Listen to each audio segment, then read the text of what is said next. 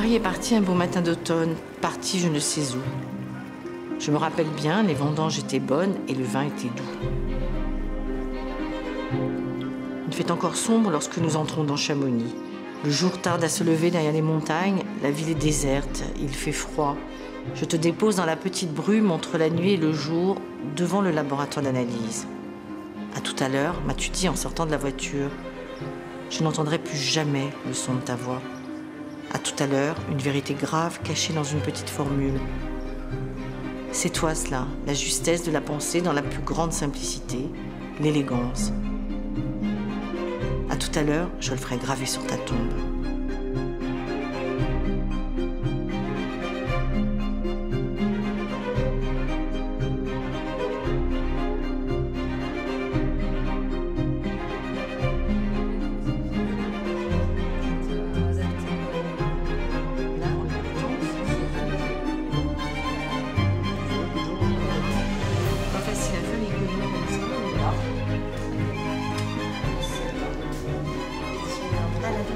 Ou alors, en guise de conclusion, peut-être. Bah, c'est que là, tout le début est en noir et blanc, j'imagine. Ouais, c'est ça. Elle bouge pas. Ça n'a pas bougé parce que là où il a bougé, ça tombait pile en haut de lui. Non, mais après, il faudra choisir. Tous ces textes, il y en a qui sont presque hors sujet parce qu'au début, le sujet n'était pas ça, c'était Bering et ça s'est transformé en journaliste. On l'a fait qu'une lecture, je crois, chez Louis Bégin. Il y en a une ou deux? Non. Ça paraît étonnant, on a dit vraiment 2-3 énormes. Tout a commencé avec Les Conquérants de l'inutile en 1995, quand on est arrivé de Paris. Michel, qui avait été libraire, qui avait été publicitaire pendant 10 ans et qui était passionné de montagne et de littérature, gros lecteur, à la croisée de toutes ses compétences, avait toujours eu envie et a décidé de devenir éditeur. Voilà. Et à partir de là, on a beaucoup parlé de ça. Enfin, c'était vraiment un projet qui a mûri presque pendant 1 an. Éditeur, mais pas éditeur généraliste. Ça ne sert à rien de refaire ce que tous les autres font en étant plus petit que les autres. Et donc, il a choisi tout naturellement l'alpinisme qui était sa passion. Il connaissait bien la montagne, il avait beaucoup vécu à Chamonix et il avait un petit nom dans le milieu de la montagne et il était lui-même alpiniste.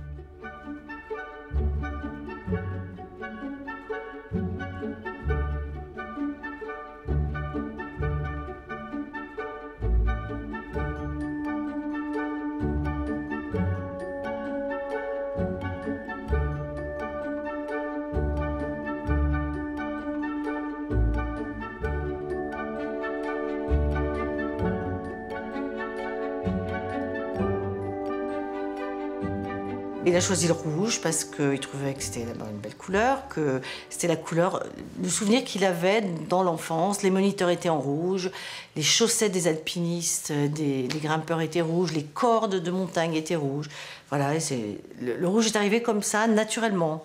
Après, il a quand même bien réfléchi à quel tissu, quel type de livre, parce que l'alpinisme... La montagne, bon, c'est le chalet, c'est quelque chose de rustique, dans le bois. Il ne voulait pas faire des livres luxueux, il voulait faire des beaux livres sans qu'ils soient luxueux. D'où l'envie d'avoir des photos plutôt d'albums, de famille, des choses. Quand elles étaient un peu abîmées, ça ne le gênait absolument pas. C'est comme ça que Michel a créé la collection Textes et Images et qu'on a publié en 1995 le premier livre, Les Conquérants de l'inutile, enrichi et revisité par une iconographie totalement inédite, puisque toutes les photos étaient puisées dans les albums de famille de Marianne Terray, la veuve de Lionel. 14h, c'est l'été 1994 à Chamonix. Michel descend la route des Pecles en espérant ne pas avoir à croiser une autre voiture. La route est tellement étroite qu'il faut céder le passage et cela fait 3 fois qu'il est obligé de reculer. Il ne veut pas être en retard à ce rendez-vous. C'est Marianne Terray qui l'attend. La veuve de l'alpiniste Lionel Terray a accepté de le recevoir. Marianne Terray inspire le respect. Elle a toujours fait jeu égal avec son mari Lionel, grand arpenteur de toutes les montagnes du monde, auteur des Conquérants de l'inutile, son autobiographie, le plus beau titre de la littérature alpine. Un hymne à la montagne dans lequel la passion souffle encore 30 ans après la mort de son auteur. Bonsoir mon petit, l'accueille Marianne. Michel, impressionné par la présence de Terray dans la maison, ne sait pas trop par où commencer. Je serais très heureux de publier le livre de votre mari dans une édition illustrée. Tu veux rééditer Les Conquérants ? Demande Marianne. Qu'est-ce que tu as publié jusqu'à présent ? Voilà la question que Michel attendait, ou plutôt celle qu'il redoutait. Rien encore. Ce serait mon premier livre. Elle ne sait rien de ce garçon, mais elle reconnaît dans l'intonation de sa voix l'ardeur de la passion, et ça lui plaît.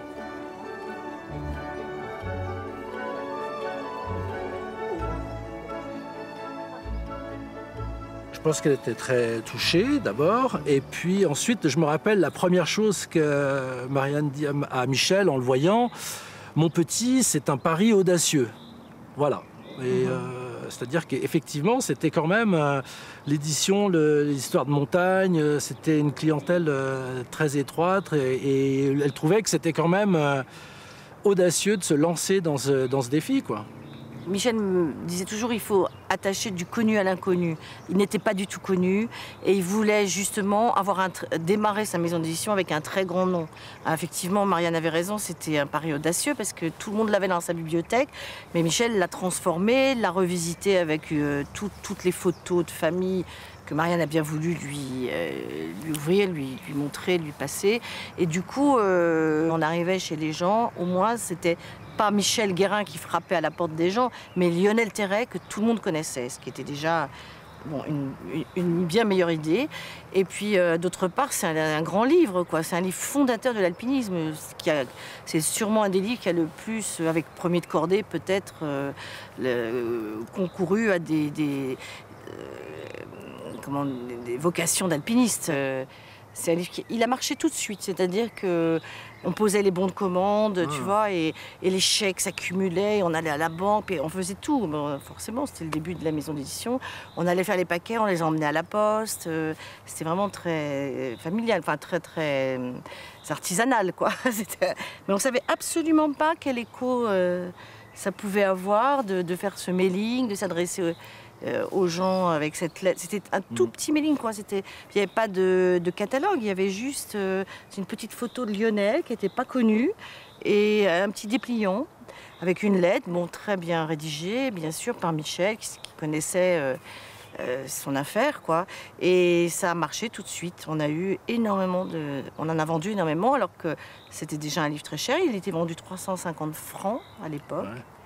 Et aujourd'hui, je veux dire que ça a pratiquement ça a jamais cessé. Chaque année, on en est à, je sais pas, on le réimprime mais tout le temps.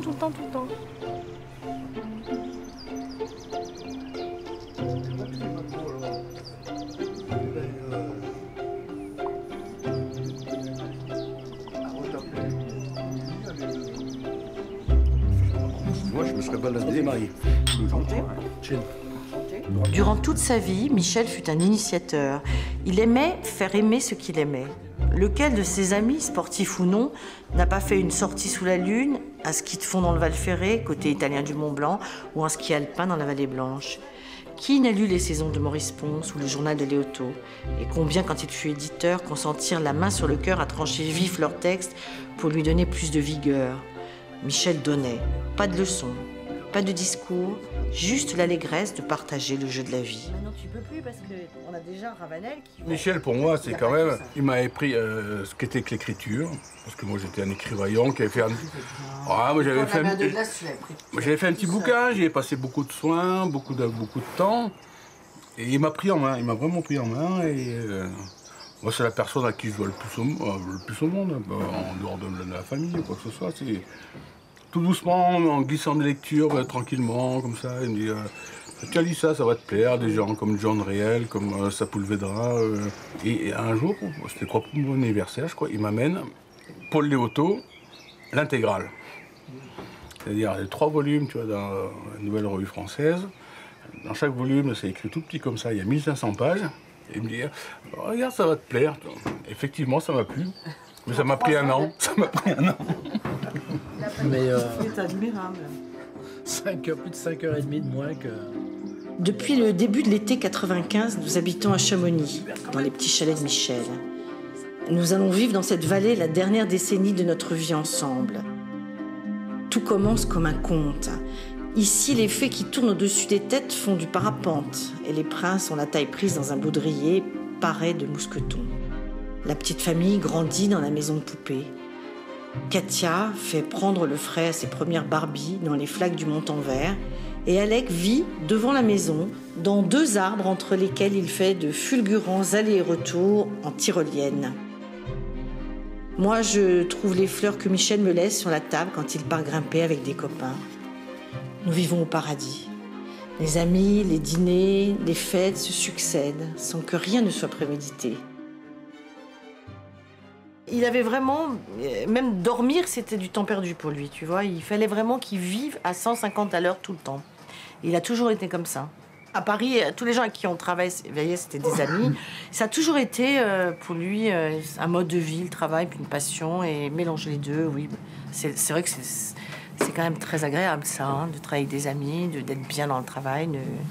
Puis c'est pas un travail, enfin, c'était une passion, c'était... C'est vrai que, bon, avec Jean, vous avez parlé littérature tout le temps, c'était pas du tout du travail, quoi. C'était des soirées entières. Moi, je me couchais, j'en pouvais plus. Il parlait littérature, mais des heures et des heures. Sur tous les... Il disait tout, comme toi, et puis... Quand on commençait à bégayer, on allait se coucher. Et on recommençait le lendemain. C'était plutôt un éveilleur. Il apprenait, il sentait les goûts des gens. Je dirais qu'il pouvait même le former en conseillant des livres. J'ai beaucoup appris avec lui parce qu'en gros, j'étais un lecteur passionné, mais qui était incapable de juger de la valeur d'un livre, de pourquoi, comment c'était fait, etc. Lui pouvait le faire sans jamais professer quelque chose, simplement par petites touches. On comprenait la profondeur de la vision qu'il pouvait avoir de ça. Et ça m'a servi énormément par la suite. Et ça me sert encore plus aujourd'hui, puisque je travaille régulièrement pour les éditions Guérin avec Marie-Christine. Marie-Christine et moi, je peux dire qu'on a bénéficié d'une sorte de formation qui ne portait pas ce nom-là, mais qui a été continue et qui, à la longue, nous a fait avoir une sorte de communauté de vues pour juger d'un manuscrit ou de juger de correction de livre. Et ça, on le doit à Michel Guérin. Tu fais ta manœuvre, tu passes dans l'anneau, c'est des trucs béton, spit et tout. Et puis, des fois, tu fais confiance à l'autre, puis tu te lâches, tu pars. Puis je regarde quand même, hein, juste avant, il avait enlevé la corde du 8, il allumait la Marlboro, et puis il n'y avait plus rien, la corde traînait par terre. J'ai dit, bah, heureusement que j'ai pas fait. Tu sais, comme tu fais confiance, quand tu... Eh ben là, je partais, j'arrivais en bas comme une crêpe. Hein. C'est peut-être ce qu'il voulait, Omar. Non. Je pense qu'il nous a transmis quelque chose et qu'on continue à le faire passer. C'est-à-dire qu'on n'a pas dévié, on n'a pas...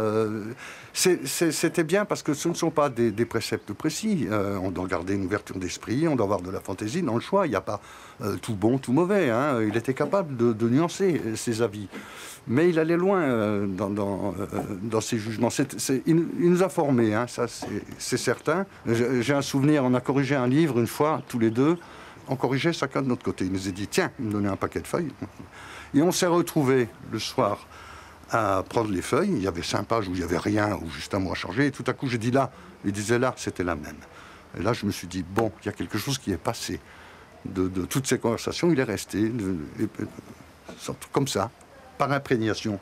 Et il avait une espèce d'aura, il avait une espèce de magnétisme. C'était quelqu'un qui avait de grandes valeurs et, comment dirais-je, pas un gourou, pas un maître, un ami qui vous fait du bien. Voilà.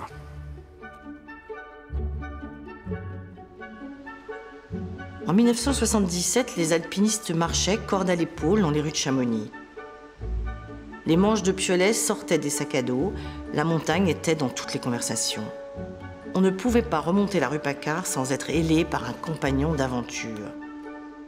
Michel cherchait un second pour faire de belles voix et remplir à son tour son carnet de courses.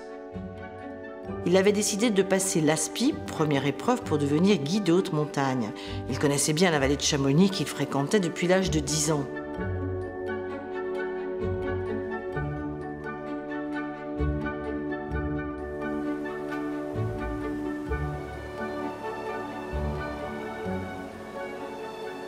Michel a pratiqué la montagne quand il était jeune. Bon, à ce moment-là, moi, je le connaissais pas encore. Donc, il avait déjà cette expérience d'alpiniste.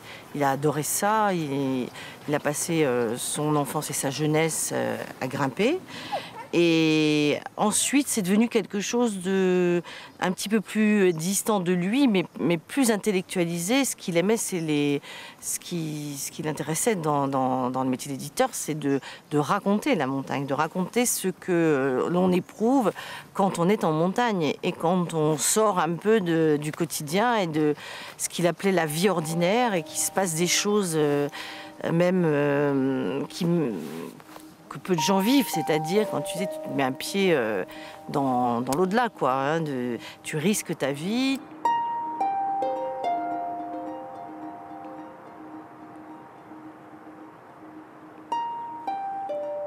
Ça l'intéressait beaucoup de connaître ces émotions-là, de savoir comment les dire, comment les raconter, comment les alpinistes pouvaient les raconter.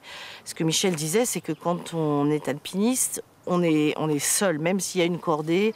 On est souvent seul, en tout cas, il n'y a pas, tant que le récit n'a pas été posé sur le papier, tant qu'il n'a pas été écrit, il n'existe pas. C'est peut-être pour ça que les alpinistes écrivent autant, parce c'est très rare que les alpinistes n'écrivent pas, même si ils n'étaient pas destinés à écrire. Ce qu'ils ont vécu est tellement fort qu'ils ont envie de l'écrire, de le raconter.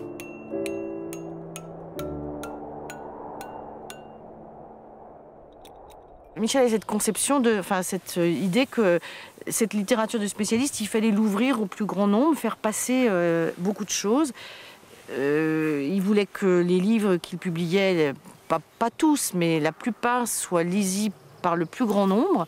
Et donc, ce qui comptait, c'était la qualité du texte avant tout. Vraiment un bon texte, compréhensible par tous. Dès qu'il y avait une phrase qui accrochait un peu, il fallait la refaire. Enfin, vraiment, son maître à penser en matière d'écriture, c'est Léoto. Il était toujours plongé dans Léoto, qui donne d'ailleurs de très jolies leçons d'écriture et de rabotage des phrases, de simplicité aussi. Et ça, il voulait rester là-dedans. C'était sa vision. Et voilà, donc des textes, il a créé la collection Textes et Images qui reste la vedette des éditions Guérin. C'est quand même très étonnant de voir que 15 ans après, les Textes et Images, qui sont des livres chers, marchent aussi bien, quoi.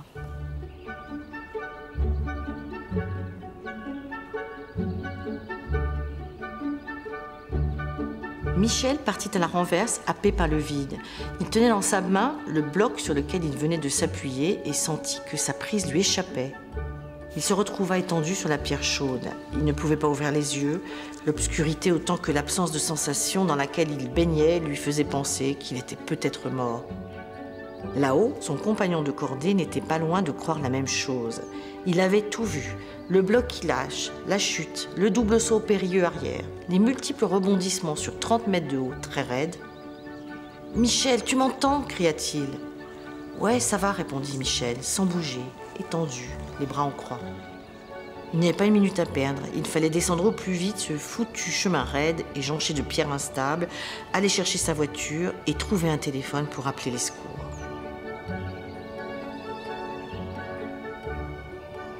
Il aimait l'état dans lequel on est après une grande course, après il a fait beaucoup de compétitions de ski de fond, beaucoup de courses à pied, des choses d'endurance. Et il aimait beaucoup ça. Et puis je pense qu'il a transposé le goût de l'effort aussi dans la vie, parce qu'il a choisi, sans savoir que ça allait être si difficile, mais l'édition c'est quand même pas très simple. Et ce goût qu'on apprend certainement en montagne, d'aller jusqu'au bout, de jamais renoncer, de penser que même les échecs vous apprennent plein de choses et que c'est l'effort qui crée qui implique la récompense, la satisfaction.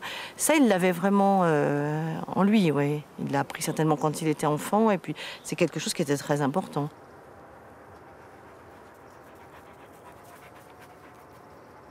Non, parce que là, on a le haut de l'image qui est coupé. Alors, moi, je sais pas ce que t'en penses, mais ça, c'est assez joli, ça, en carré, ça. Ouais, mais c'est un peu statique, il se promène. Ouais, c'est très joli, hein. Autrement ça, hein, c'est très joli. Tiens, on retrouve Blétière, là. En snowboard. Ouais, ça change, il n'y en a pas beaucoup de snow. Ouais. Oh, c'est règle de ta cul. Hop. Ah, ça skie à Chamonix, ça skie, hein. Ah non, c'est important.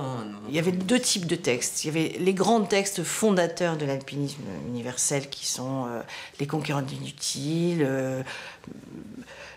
Les Carnets du vertige, Montagne d'une vie de Bonatti, enfin tout ça, tous ces grands sont incontournables. Donc ceux-là, il avait envie qu'ils soient conservés comme une sorte de patrimoine, donc les mettre dans les mettre dans ses collections textes et images. Et puis après, il a développé la traduction des alpinistes anglo-saxons, ce qui n'avait jamais été fait. Donc il a traduit en français Greg Child, Paul Pritchard. Vraiment, c'était la première fois qu'on pouvait les lire.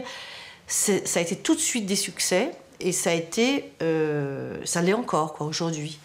Et puis il a créé la petite collection pour l'alpinisme plus moderne et inédit comme le Port de la Mer de Glace. C'est d'ailleurs avec le Port de la Mer de Glace qu'il a créé la petite collection. Le Port de la Mer de Glace de Dominique Potard, qui était une petite révolution dans le milieu de la montagne, parce que jusqu'au Port de la Mer de Glace, la montagne consacrait les grands principes, les exploits, la gloire des alpinistes, alors que Dominique Potard, c'est pas du tout ça, quoi. C'est plein de tendresse pour les alpinistes et pour la montagne, mais c'est totalement fantaisiste. Et puis surtout, il introduit l'humour dans le récit. Les héros sont plutôt des losers et ils sont assez drôles. Ouais, ça fait plus ça, c'est visuellement, c'est mieux en fait. Ouais, c'est pas une chambre. Tu veux quoi, une photo de... Bon, on peut mettre une photo de montagne, non? En fait, on est parti plus sur une image comme ça, où tu as vraiment les guides de Saint-Gervais qui sont en action, tu vois, ils sont en train de... C'est l'histoire de la compagnie des guides de Saint-Gervais qui fête ses 150 ans, donc là, le début août 2014, qui a été fondée en 1864. Et donc avec Julien Peloux, qui a fait toute une recherche historique, qui a été voir toutes les familles et qui a soulevé un petit peu tout ce qu'il y avait à dire, et puis ouvert tous les albums de famille, ouvert tous les albums de souvenirs. Et il a fourni une excellente matière première de toute cette histoire qui dure 150 ans. Et puis à partir de là, on raconte cette histoire à travers toutes les générations de guides. C'est souvent, il se passe le purée de main en main comme un témoin de père en fils, jusqu'à nos jours. Ça raconte l'histoire de la compagnie des guides de Saint-Gervais, qui est la deuxième compagnie des Alpes, je crois que c'est ça, Julien, après celle de Chamonix. Et bon, c'est beaucoup, souvent, de manière humoristique, basé sur un petit peu la concurrence entre Chamonix et Saint-Gervais. Aujourd'hui, ça se passe au hockey, mais à l'époque, ça se passait dans les hauteurs. Ça permet de sortir le livre pour l'actualité des 150 ans, mais une fois que c'est passé, le livre il a quand même une raison d'être, quoi. À travers donc cette histoire, c'est un peu l'histoire de la conquête des cimes, c'est-à-dire que ça passe par des moments de bonheur, des moments d'euphorie, mais aussi par des drames, par des chagrins. Et à travers la compagnie des guides de Saint-Gervais, on vit un petit peu toute l'histoire de l'alpinisme. C'est peut-être pour ça aussi que la compagnie justement est venue voir les éditions Guérin. Je pense qu'ils ne voulaient pas faire un livre sur leur compagnie qui soit juste limité aux guides et puis à leur famille. Je pense qu'ils voulaient faire quelque chose de plus universel et puis raconter une belle histoire de montagne, quoi, et de guide. Oui, c'est ça. On ne voulait pas simplement faire une chronologie historique, un livre un petit peu indigeste. On voulait vraiment véhiculer des valeurs et un petit peu notre façon de voir et de penser la montagne. Donc pour ça, les éditions Guérin étaient parfaites. Et aussi la plume de Dominique Potard, qui est un guide qui correspond bien aux valeurs de la compagnie de Saint-Gervais, allait parfaitement. Oui, mais là c'est très montagne, escalade, montagne, tu vois, mais bon, on a quand même des trucs comme ça. Visuels comme ça,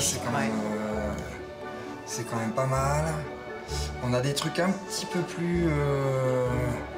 tu vois, engagé comme ça. Ouais, c'est incroyable. Après, on a quand même un peu de centre-ville comme ça, tu vois. Départ de l'ultra-trail. Départ de l'ultra-trail. Ouais, c'est chouette. Ouais.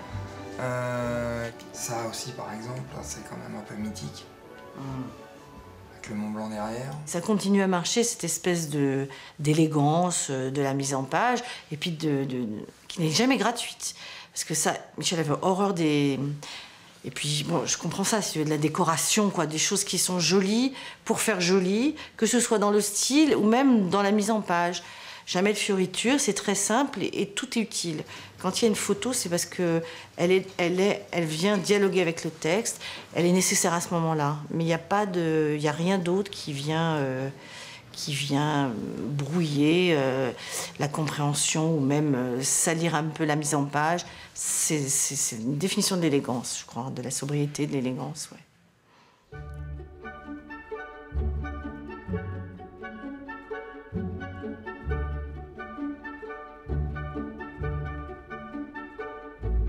Michel.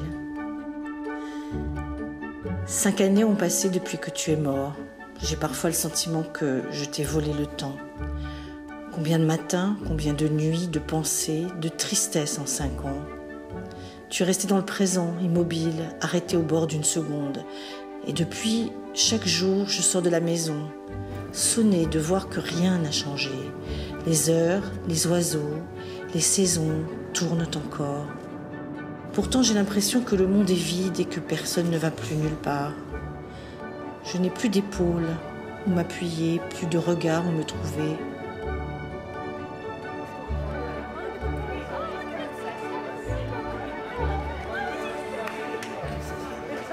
Je me suis retrouvée à un moment toute seule aux éditions Guérin avec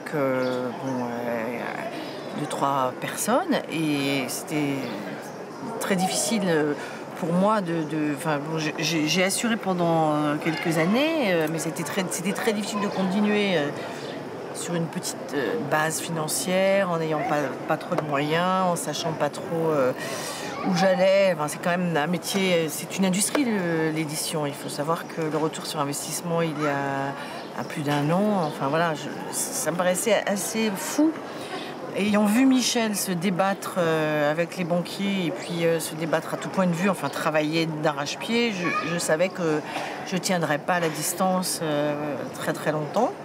Et donc j'ai contacté moi Frédéric Paulsen pour lui demander s'il ne voulait pas nous aider.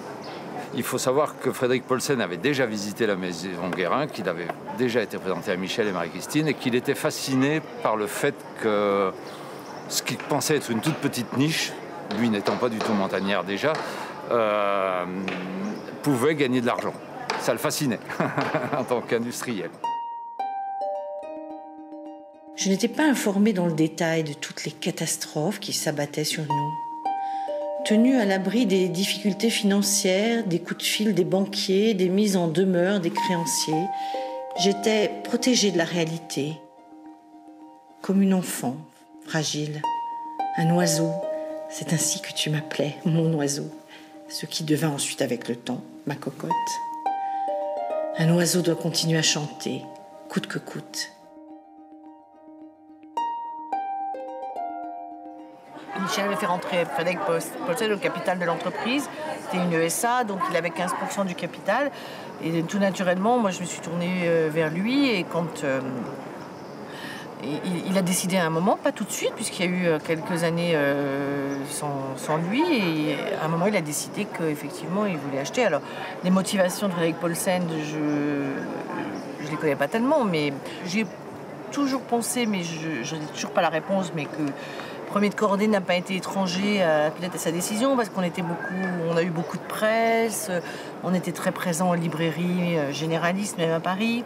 Et donc je me dis peut-être que dans sa tête, il s'est dit mais finalement ça dure toujours parce qu'une société comme une maison d'édition qui est portée par Michel comme étaient portées les éditions Guérin aurait dû et pu s'effondrer avec lui quoi et ne jamais ne pas lui survivre. Et ça n'a pas été le cas, donc grâce à plein de différentes aides. Et puis il y a beaucoup de travail, et donc peut-être que ça faudrait poser la question à lui, mais je pense que, je sais pas pourquoi Frédéric Paulsen a voulu racheter les éditions. Les éditions Guérin ont toujours eu une superbe image, et il en était totalement conscient que c'était un très très beau. En plus, c'est des livres en dur. Frédéric Paulsen, il a quand même des origines allemandes, et dans la culture allemande, des livres qui durent, qui sont reliés, pas souples, ça c'est important. Et il adorait cette matière, ces livres toilés, qui sont des vrais livres quoi pour lui.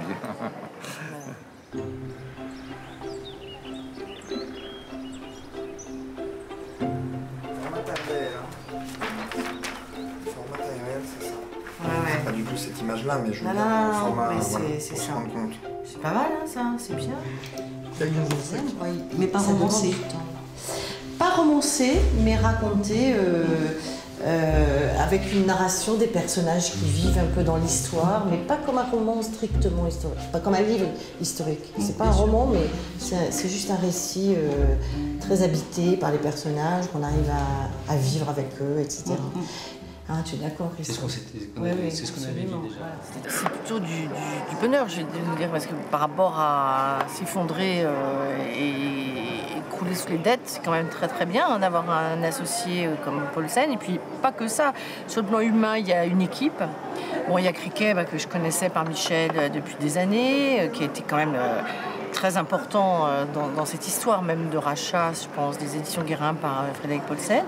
C'est plutôt un plaisir, quoi, et extrêmement confortable à tout point de vue. Moi, personnellement, je me sens épaulée. Après, on a embauché donc Christophe Rella, ce que j'aurais jamais pu faire quand j'étais toute seule, puisqu'on était 3 personnes et que c'était difficile de recruter. Là, Christophe est très compétent, il connaît très bien la montagne. Donc tout ça, ça fait que pour moi, je suis à la fois épaulée, entourée, tout ça dans une bonne ambiance. Il n'y a pas ni rivalité, ni problème entre les uns et les autres. On est d'accord et ça, c'est vraiment agréable.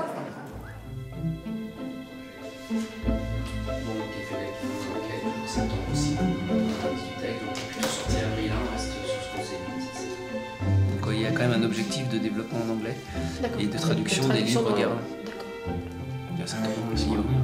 L'objectif, ce serait d'en faire 5 ans en 2015. Bon, elle m'a dit qu'a priori, il n'y avait pas de souci, qu'elle était d'accord. Parce qu'on est toujours sur une date de départ en BAT imprimeur. En fait, BP, il a dit qu'on avait entre le 24 et le 30 juin. La principale évolution, ça a été la création de la collection des Marches avec Jean-Christophe Ruffin, qui nous a permis d'accéder, d'entrer un tout petit peu dans ce monde des grands écrivains et de la littérature, et d'avoir des livres qui sortaient du cadre de la montagne, pour les éditions Guérin. C'est tout à coup l'entrée dans un autre monde, quoi. Et à la fois dans un autre monde sur un plan de volume quantitatif, mais aussi dans l'image de la maison. C'est-à-dire que tout à coup, cette image de Guérin, les livres rouges, le souvenir de Michel, ce qu'il avait entrepris, et cette cohérence, cette continuité dans le fait d'être attaché à des grands textes autour de la montagne, on s'est rendu compte que cette démarche-là avait quelque chose d'universel un peu. Et qu'en s'ouvrant vers un public beaucoup plus large, cette universalité devenait évidente. Et l'énorme, la conséquence directe, ça a été une espèce d'engouement des libraires autour de des collections Guérin, en disant bon, certes, il y a eu le Ruffin qui a été un énorme succès, 300 000 exemplaires vendus, etc. Mais il n'y a pas que le Ruffin, et même dans ce que Guérin publie en livre de montagne, on trouve des grands textes et des textes qui touchent le grand public.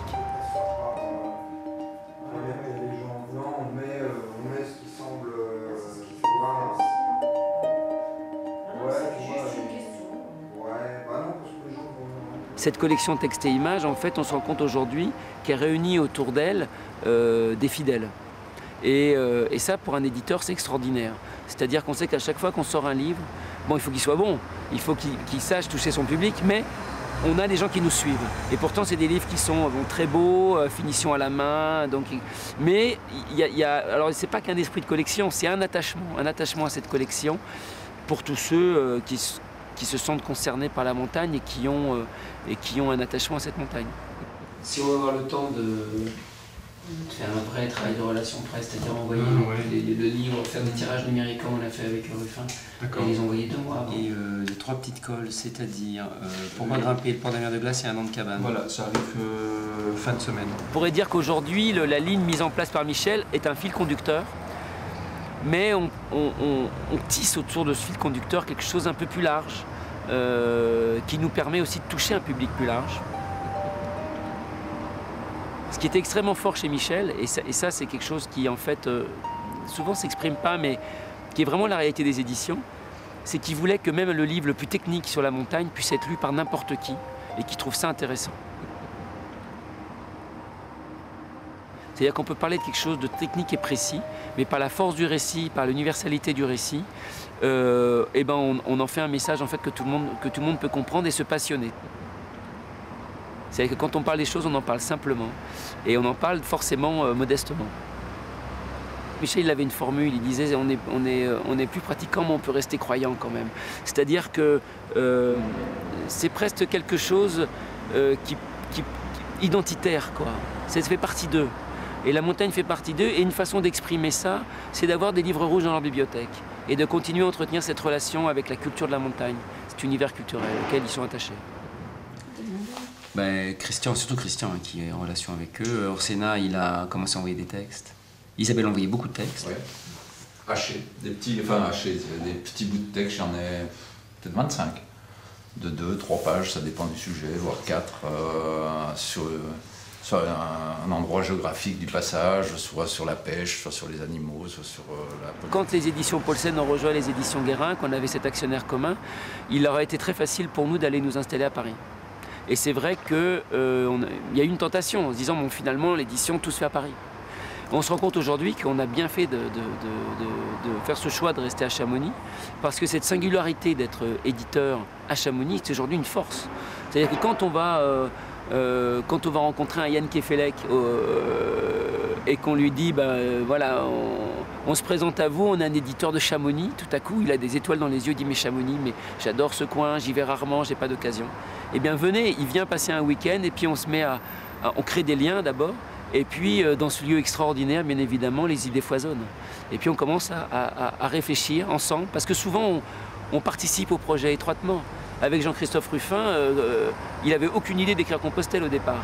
C'est parce qu'en parlant avec Marie-Christine, en parlant tous les trois également, à un moment donné, il nous a dit, je rentre de Compostelle, j'ai fait ce pèlerinage. On lui dit, mais pourquoi pas le raconter? Bon, on voit le résultat quelques années, enfin 1 an et demi après, quoi. Donc, il y a cet échange et le fait de pouvoir extraire les auteurs de leur univers habituel pour venir les mettre comme ça dans un cadre de montagne, un cadre impressionnant et qui marque, et qui en même temps qui peut être aussi une source d'inspiration, et c'est quelque chose de très très fort aujourd'hui pour nous. Et Sylvain, ça va? C'est rigolo? Ouais, j'aime bien. Je connaissais pas cette approche. C'est cool. Qu'est-ce que c'est que ce truc? On n'est pas dans la bonne combe? Que fait? Ah ouais, mais par où? Bon. S'il faut y aller, on y va.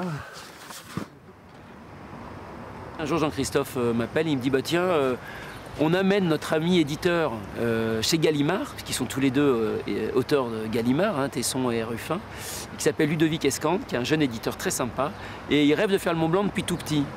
Donc, on s'est dit que ce serait sympa que tu amènes, puisque maintenant tu es aussi un peu notre éditeur, puisque Sylvain Tesson a un projet chez nous aussi pour l'année prochaine. Et du coup, ça s'est fait naturellement, on s'est retrouvés à faire le Mont Blanc ensemble.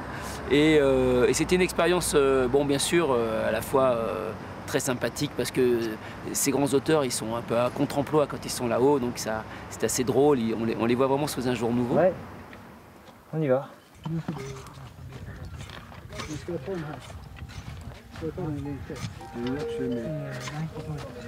Je vais prendre.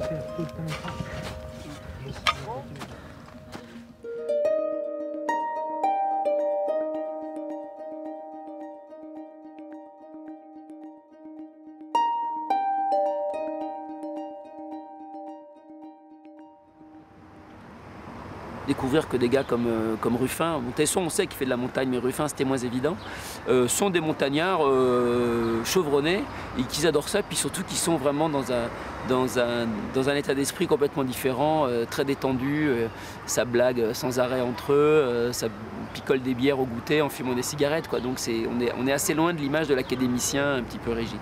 Donc ça fait aussi partie de, alors pas du quotidien, ça nous arrive pas tous les jours, mais de la vie de la maison, quoi. Et c'est important ces moments-là.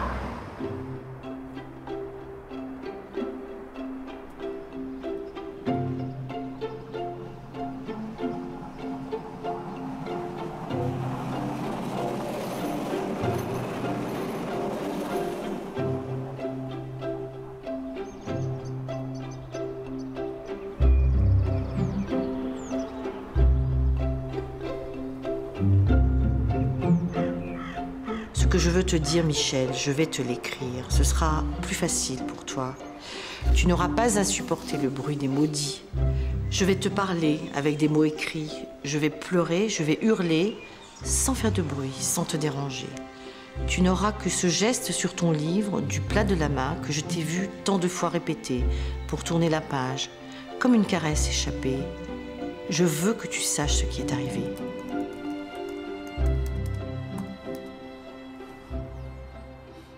J'ai pas vraiment compris que je reverrais plus Michel, quoi. C'était un peu virtuel, c'était pas arrivé jusqu'à moi.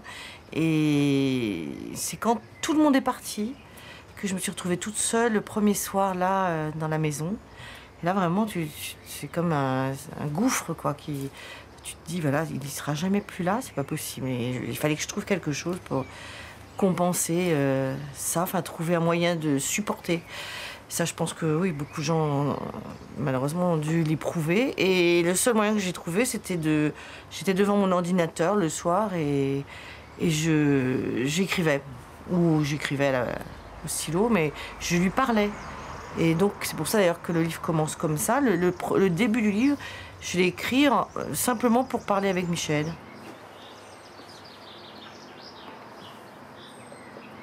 Je sais que tu me liras. Tu lis tout le temps.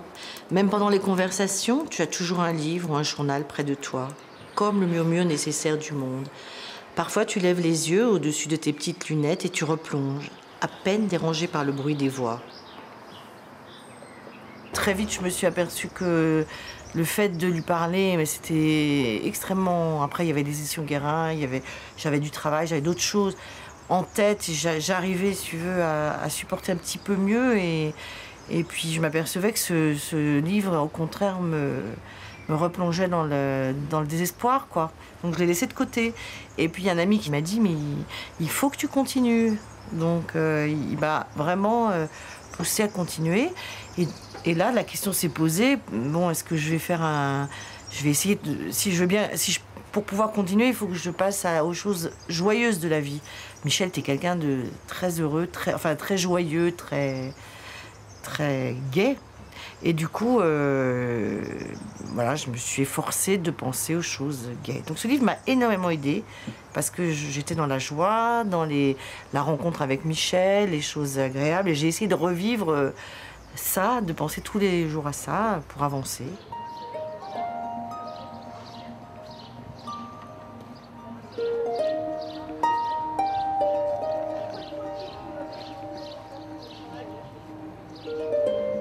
Perdre un mari, c'est aussi perdre un père, un frère, un ami. C'est aussi faire le deuil de soi-même. Seul ce petit livre me tient. Il porte 5 ans de chagrin empilé, douleur et poids dans la poitrine. Il porte son lourd secret. Saura-t-il trouver dans l'azur quelques grains de ton ADN pour te le dire? Te dire que je sais tout, Michel. Aujourd'hui, je t'ai percé à jour.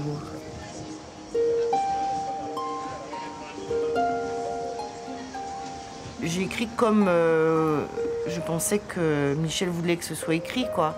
C'est-à-dire vraiment, je me suis effacée de ce livre. Je voulais qu'il soit présent, que ce soit un portrait de Michel, presque une espèce de petite biographie subjective vue par quelqu'un qui a vécu presque 30 ans avec lui. Et il était au-dessus de mon épaule et je me disais, il me corrige de temps en temps, je le raconte dans le livre, de temps en temps il me disait là, bon, c'est trop, il faut enlever, ou ça c'est un peu du... J'ai essayé de rester un peu fidèle à ce qu'il aurait peut-être pensé s'il l'avait entre les mains, quoi. Voilà.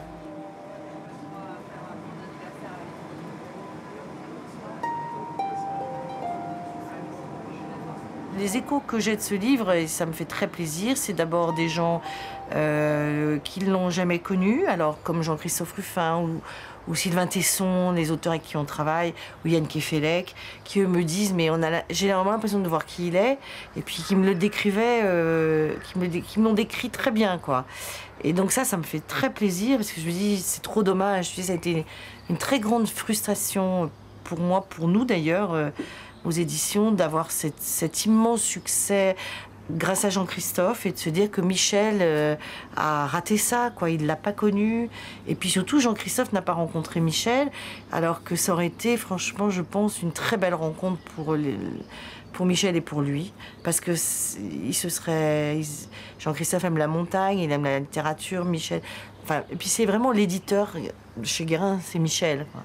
Et donc qu'il l'ait pas en face de lui, pour moi, c'était toujours extrêmement difficile, quoi.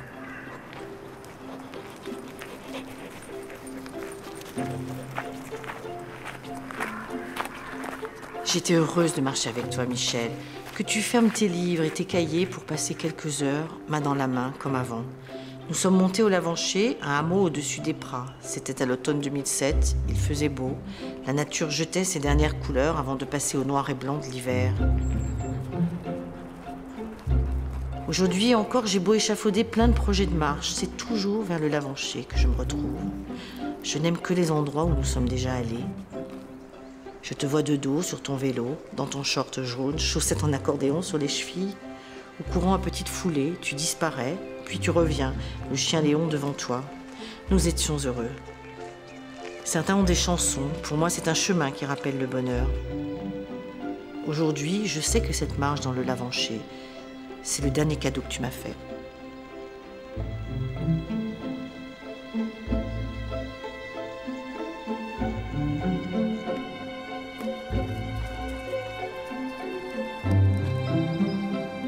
C'est sûr que si j'avais fait toute autre chose, que j'ai quitté Chamonix, que j'habite Paris de nouveau, je serais, j'imagine, beaucoup moins proche de Michel.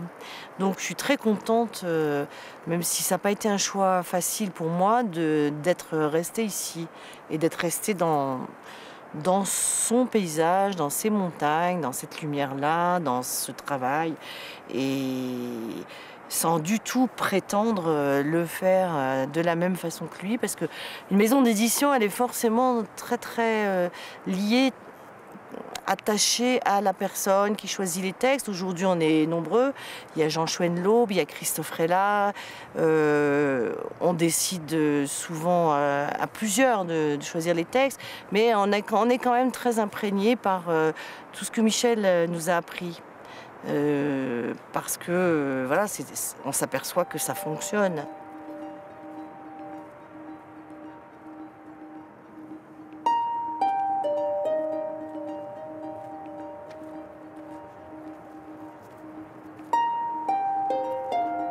Quand Michel a conçu les éditions Guérin, je pense que c'était quand même complètement visionnaire. Il avait déjà pensé qu'il fallait faire des beaux livres, des choses qu'on garde, qui durent dans le temps.